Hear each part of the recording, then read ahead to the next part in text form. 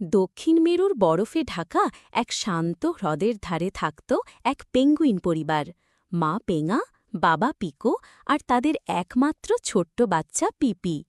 পিপি ছিল খুব চঞ্চল আর হাসি খুশি, কিন্তু একটা বিষয় নিয়ে সে খুব ভয় পেত, জল।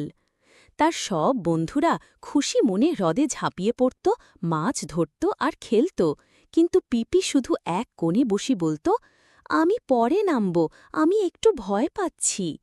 মা পেঙা একদিন পিপির পাশে বসে বলল, তুমি জানো, আমিও প্রথমে ভয় পেতাম, কিন্তু সাহস মানে ভয় না পাওয়া নয়, সাহস মানে ভয় পেলেও চেষ্টা করা।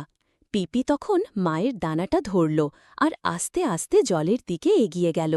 ঠান্ডা জল তার পায়ে লাগতেই সে থমকে গেল, কিন্তু হঠাৎ আকাশে একটা রঙিন মৎস্য পাখি উড়ে গেল আর সবাই তাকাল ওপরে। সেই মুহূর্তে পিপি হোঁচট খেয়ে প্ল্যাশ সে পড়ে গেল জলে। প্রথমে সবাই চিন্তায় চুপ, তারপর তারা দেখল পিপি উঠে বসে বলল, আরে এটা তো দারুণ, আমি ভাসতে পারছি। মা পেঙা হেসে বলল, তুমি আজ সত্যিই সাহসী পিপি।